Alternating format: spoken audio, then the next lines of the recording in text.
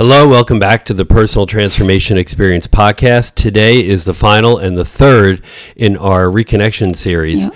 So in our first podcast of the series, we talked about how we disconnected, and then we talked about the causes of disconnection, and now we're talking about how to actually stay connected in this episode. So I'm really happy that we got here to today, but I'm happy where we are in a relationship as well. Yeah. Although there's still always work to do. Well, we did. I mean, the first one was disconnect. The second one was reconnect. Yeah. And this one is stay connected. Yeah. Right? Whatever I said, go back and watch a podcast. I may have mislabeled them. I just want to make sure I have it straight. That's all. But the bottom line is today we're talking about how to stay connected. Yeah. And so it's really critical. So we'll get right into it. We've been talking about this. I saw a great podcast a week ago that I introduced you to. It was Jay Shetty with Dr. Orna Guralnick. Guralnick, is that how you... Hopefully I said it correctly. She's a clinical psychologist. I've watched the podcast twice. I should know how to pronounce her name.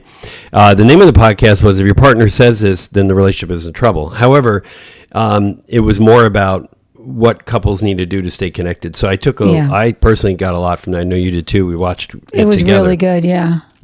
But I think we do a lot of these things. Mm-hmm. So we have a list of things here we'll share. Some of them may not be new to people.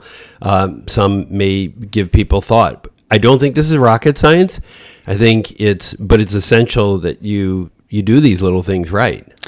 Yeah, I think you have to have a couple of things before you're able to do all this stuff. You have to have a good foundation set, right? Yeah. So if you feel disconnected and in the process of reconnecting, it's really important, at least for me, from a female perspective, that I feel safe being vulnerable. Right. And I feel like I can be myself.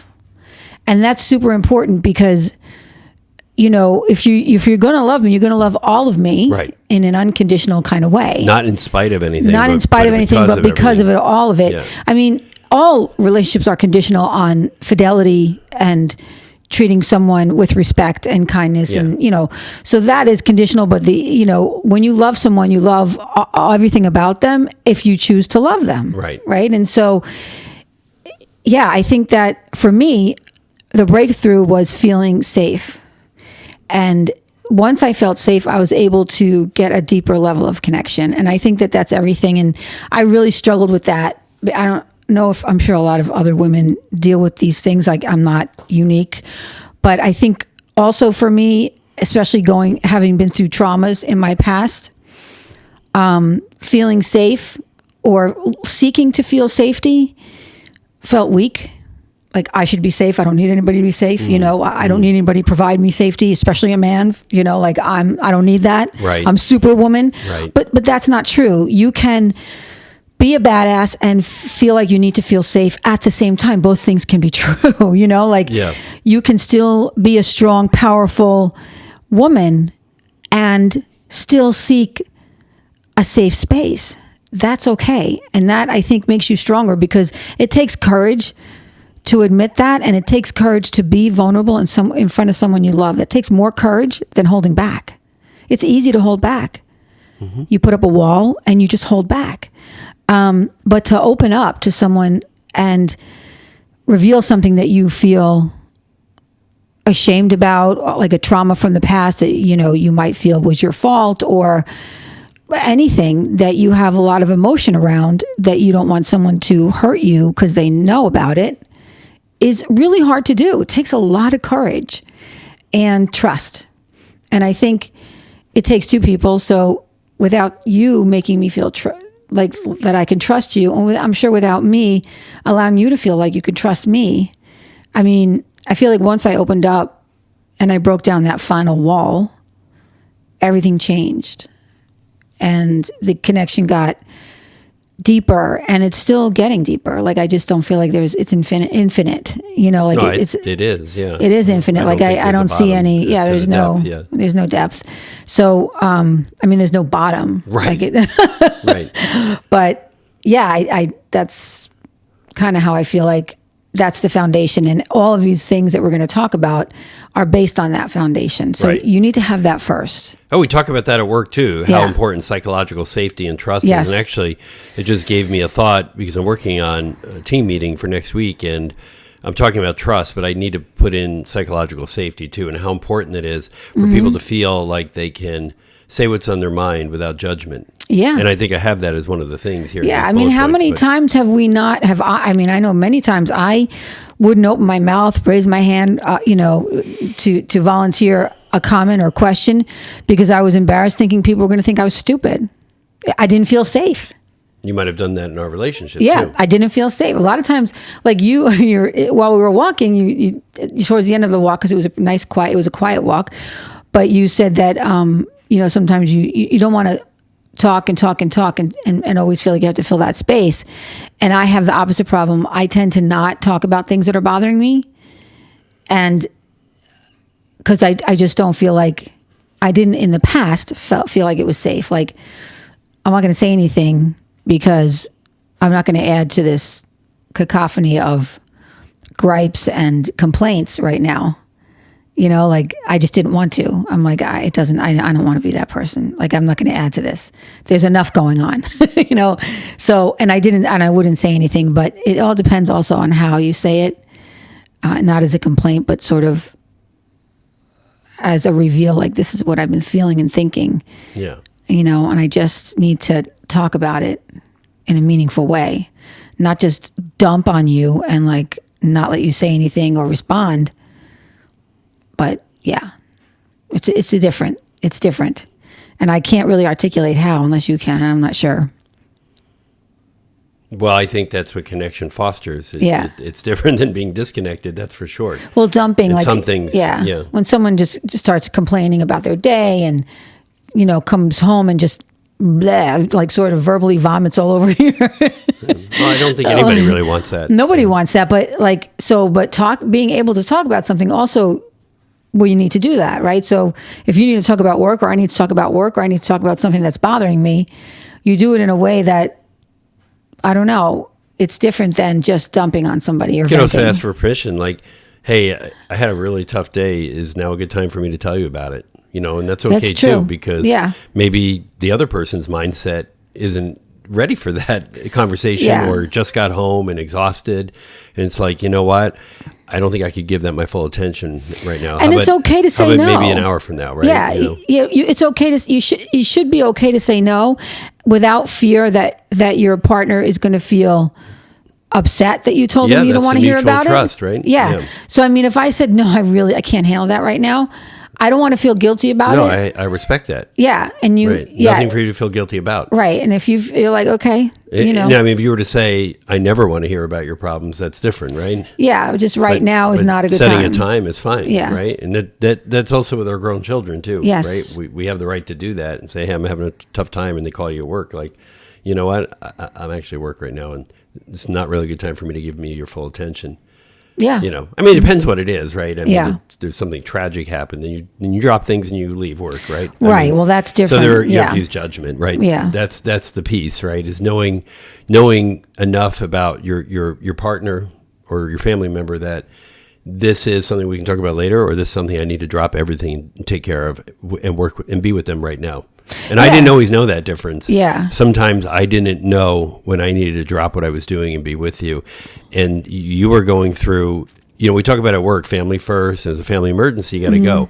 And you were going through some really tough times, over the last 8 years. And there were times where the me that I am today, the person that I am today, and that I want to continue to be and evolve, would have left work and said, you know what, that you're really going through a tough time. I'm leaving work right now. It's a family emergency. Not that you're dying or need 911, but you can be my emergency, and that's okay, right? Right. If you're going through something really hard, I'm your partner, right? Who else, in the moment is, I mean, I feel it's not a duty. I feel compelled to do that because I love you so much. I just, I would drop everything for you. Yeah, and the thing is, I wouldn't call you at work for that reason, though, because see, that's the other problem. Like, you need to be able to feel like you can call your partner, and they should drop things. They should know that this is an emergency. It's okay nobody's going to die. No one's going Right. to, his company's It's okay to leave work. It's okay Right. to leave Right. work, but it's okay for Right. me to call you and tell you I'm having a hard time. Right. It's okay Because I for you to didn't do that. Well, you sent me texts in the past that I kind of overlooked, right? Right. Or didn't feel like, and I think about it because I would get calls from the school. And this is the unscripted part of this conversation. I think that's okay. We're doing that. That's life is unscripted, right? We really didn't script anything. But I would get a call from the high school saying, your child's having suicide ideation. You have to pick them up and take them to the hospital, right? Yeah, Well, yeah. I could drop everything for that and take my kid to the hospital. There were times where you told me that you were struggling. You might have sent me a text and you were majorly struggling and you were distressed emotionally, especially after we first moved here. And I kept going at work, and I don't know how I did that when I think back on it now. And I think that was my cue, right? And so we have to be able to read our partner and know, when you are connected, and that's how to stay connected is under that heading, because if your partner is going through something really difficult and hard, sometimes, you do have to drop everything and be there with them. It doesn't mean you solve the problem or fix it, but you're there with them. Like, how can I help? Or what do you need me to do? Do you just need me to sit with you in this moment, or whatever it is? Yeah, you just need somebody there. That's connection, right? Yeah. That's connection, is being able to know your partner and read the partner well enough to know that sometimes you need to drop things and just be with them. Yeah, I mean, I wouldn't want anybody to go through what I went through alone. Right. Even though you were there, you were at work. So, right. Yeah. I was at work. I was at conferences. I was always away from you. And then when I was away from you physically, I was away from you mentally as well, right? Or emotionally, wasn't even available to you if you wanted to reach out to me by text or phone. So I think those were, I think about moments in my life when I showed up my worst self and my best self in this relationship. And there were years where I showed up as my worst self in this relationship. And, I'm not going to be that person anymore. Yeah, well, you're not alone. but yes, you are entitled to say to your partner, I'm really, can you talk right now? Or I'm having a hard time. I'm really having a hard time. I mean, we're in this together, right? Yeah. And there's going to be good times, there's going to be hard times, but this isn't about, hey, I'm just going to be with you and everything's good. And when you're having a hard time, I'll leave it to yourself. Right. And we talked about that in earlier podcast. It was like a learned behavior is, well, if, your mother's going through a hard time, just leave her be. Your stepmother's having a hard time. She needs space. She needs space, right? And she never asked for that, though. That's not. Yeah. But, so aside from all that, and you're right, you have to have that strong foundation, but then all the little things matter too, right? Like, as much as possible, we eat together, right? Mm-hmm. I get home, say, maybe 45 minutes to an hour before you, if I'm not working from home on the day you're working in the afternoon. And my goal is to always have dinner ready for you, hot, ready, the place setting, the napkin out. It's all important to me to do that right and do that well. Your fork, your knife, water, you know, and just have all those things ready for you when you walk in the door, because it's getting late. It's already 6:30, and that's that. And then that's our time to talk for a little bit and while we eat. But that's a connection in itself. Yes. Right? Because I think a couple could be like, okay, well, I got home at 5:30 and I'm starving. I'm going to go ahead and eat, and then, and then I go do my thing and you come home and eat by yourself, right? I wouldn't feel right about that. It wouldn't feel good to me to have you. No, yeah, I remember when I was here and you'd be home from work, I'd have dinner, but I may have eaten, but I would never I've never made you sit by yourself and eat. Like, I don't believe that that's a nice thing to do. And even Finn, I won't let her sit. I'm always sitting with her. But it was funny, your kid made a comment. It was kind of funny, in a way. You're like, why are you waiting for mom, to eat? But it's like, that's a good model, right? To model that behavior and say, people in partnerships and relationships do those things, right? Yeah, I said to Finn one time, she was like, "Oh, you why are you sitting with Dad?" And I'm like, "Because I don't let anybody eat alone. I don't think it's." Yeah, he may want to eat alone. Yeah, but I mean, I won't, but I don't let him. Right. Like, if he doesn't want to talk to me, I'm sitting there with him. Yeah. Like, I don't know. That just seems like, to me, that's just something that I wouldn't want somebody to just assume. I don't like to eat alone. Right. I don't.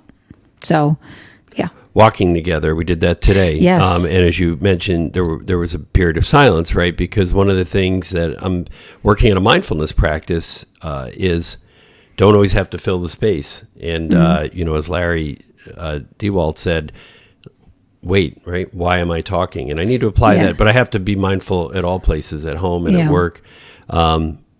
Just because there's silence doesn't mean I have to fill it with chatter, or just talk about myself or my relatives or whatever it is that's bothering me. And I don't have to say everything that's coming to my head.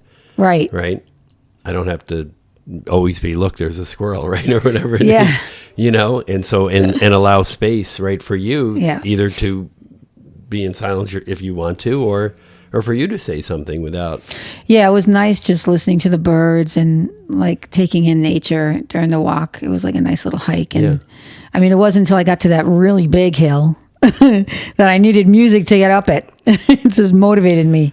But yeah, and then I turned the music off after a little bit. But that's true. No, it was nice.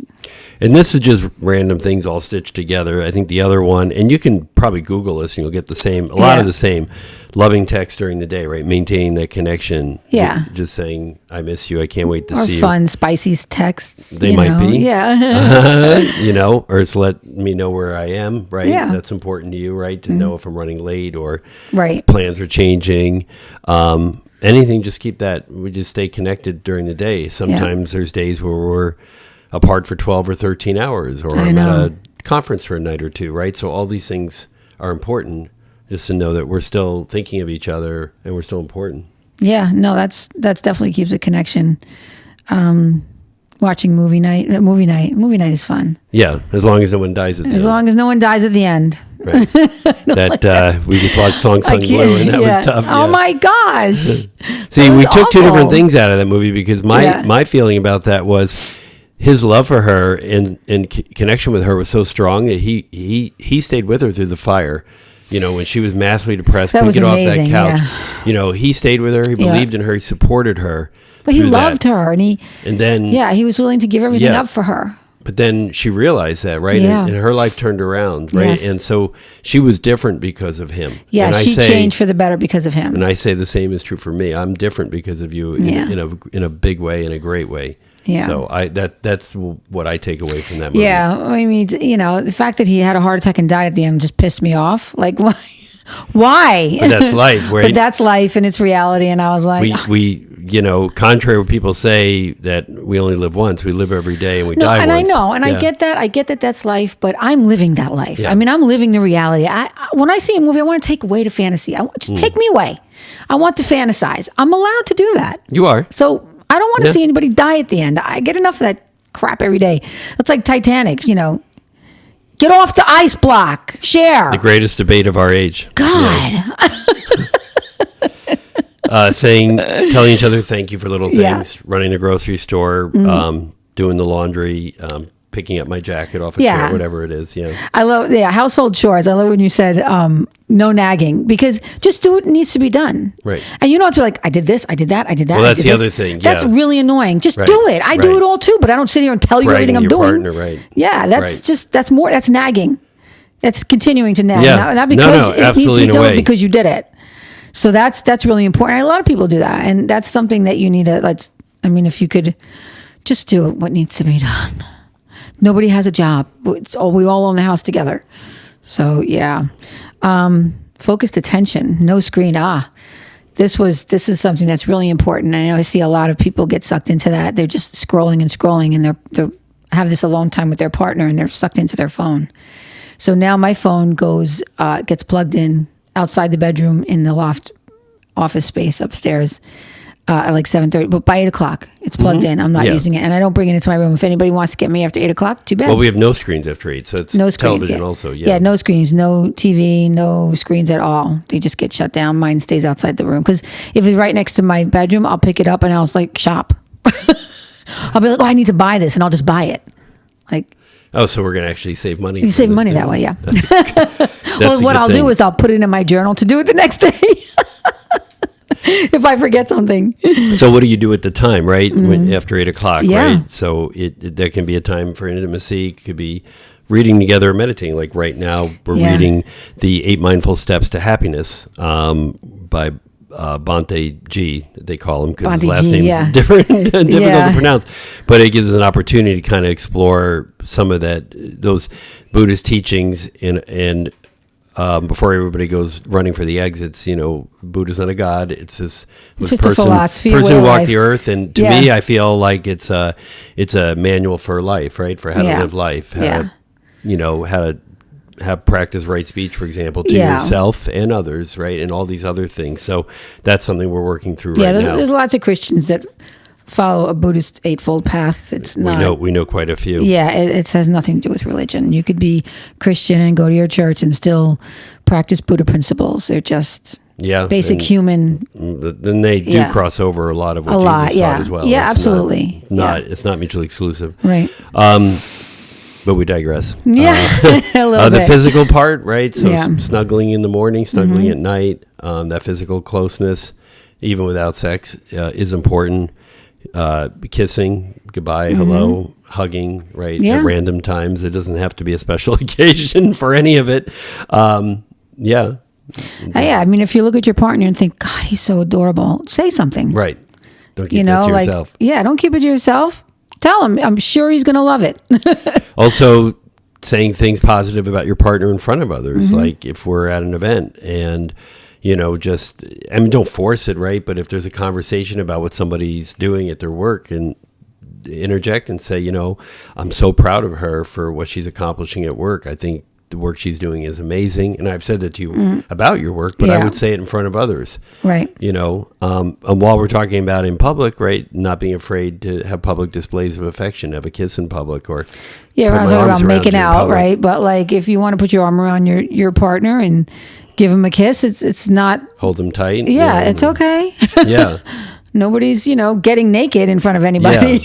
Yeah. So. I mean, feel free to do that. And the more often you do that, the better it will feel too. Yeah. And it's just an expression of love and caring, and nobody's doing holding anything. Hands in public, right? Yeah. Nobody's doing anything offensive. Right? We go to the store and we hold hands. And most of the time I'll open the door for you in your car and in the building. I still believe in that. That's so nice. Is important.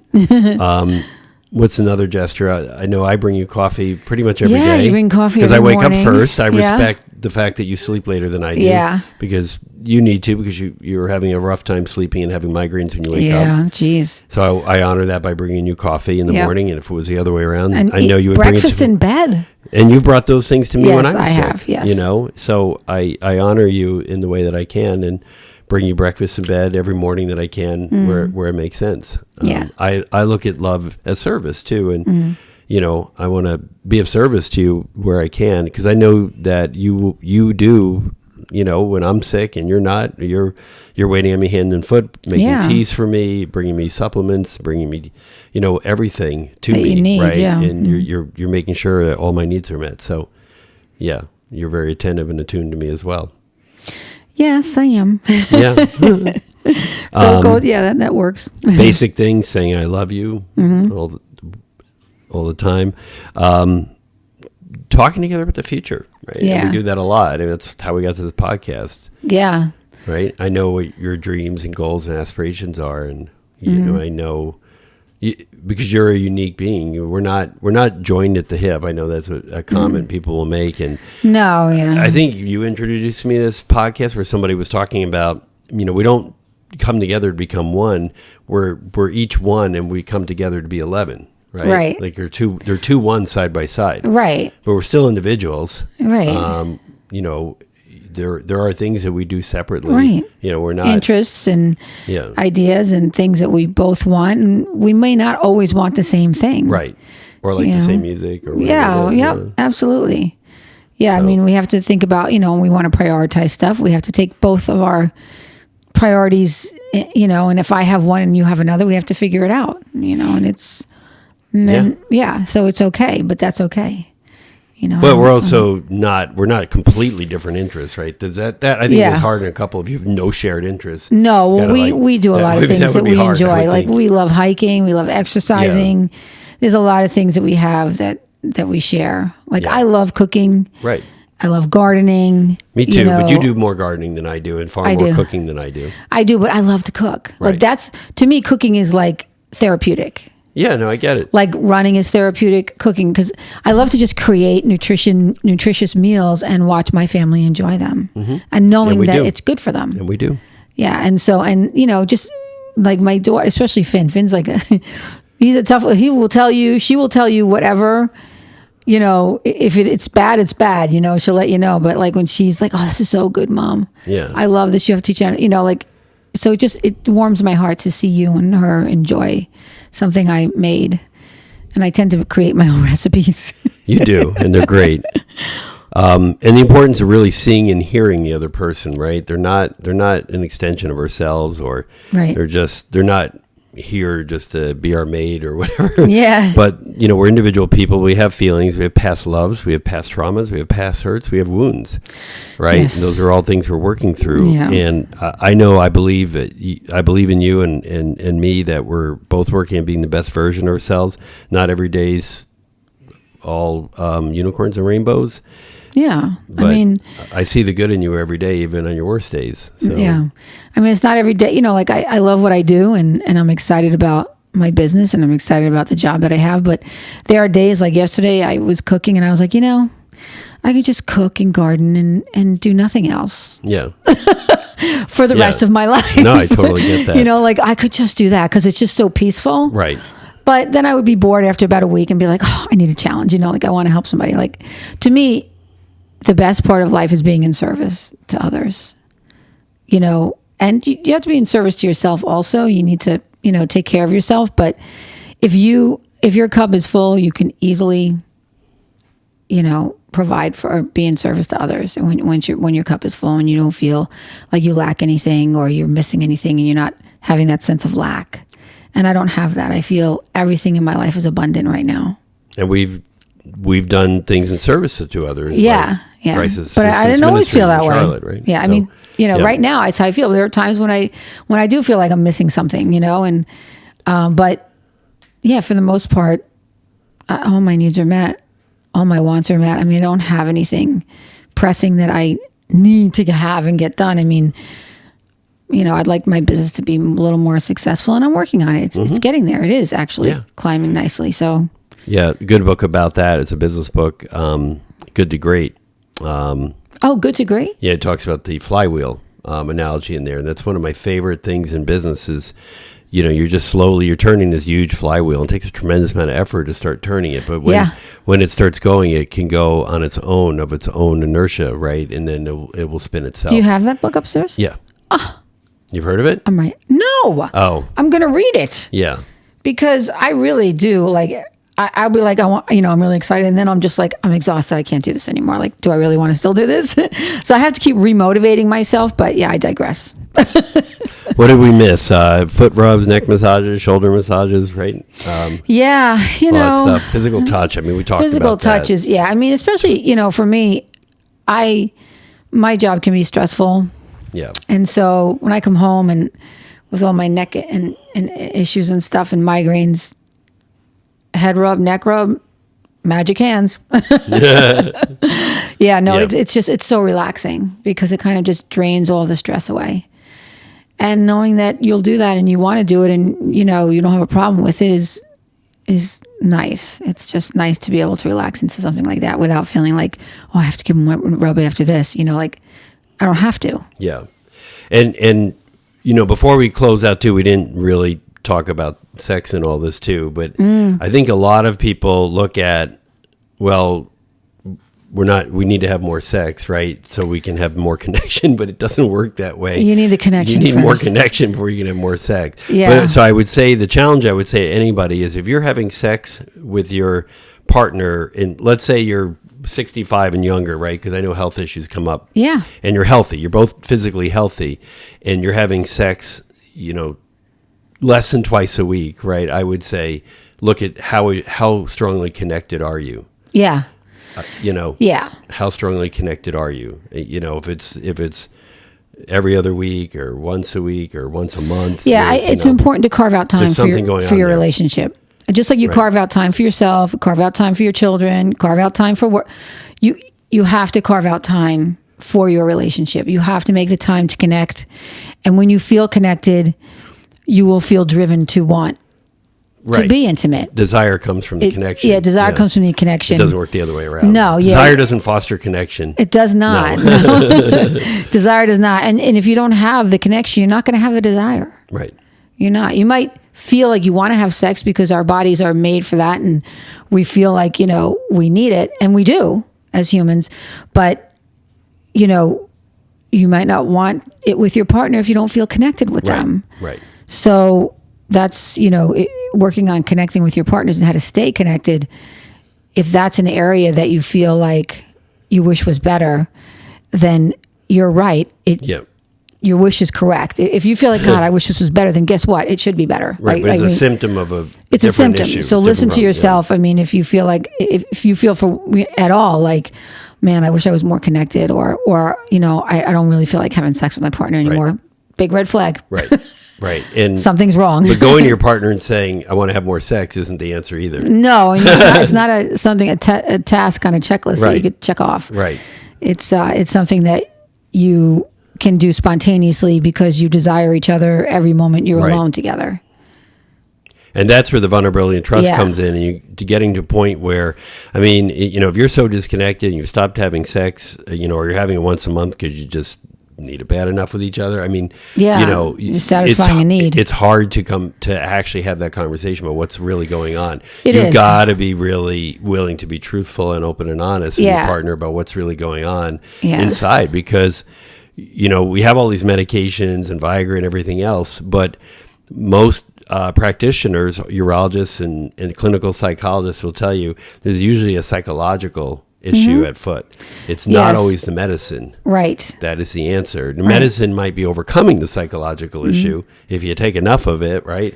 You can take whatever 60, 80 milligrams of Viagra and probably overcome the psychological issue. But guess what? When the Viagra wears off, you still have the psychological issue. Right. And I mean, that's like anything else with medicine. I mean, with ADHD meds, you can take the med, but you're not going to get better unless you also use some kind of therapy or coaching or something, find strategies. I think we talked about a previous podcast about ADHD meds. You can get all the meds you want, but you still have to do the work. The meds are going to open a door for you. You have to walk through it. That's right. So I think the same thing even with,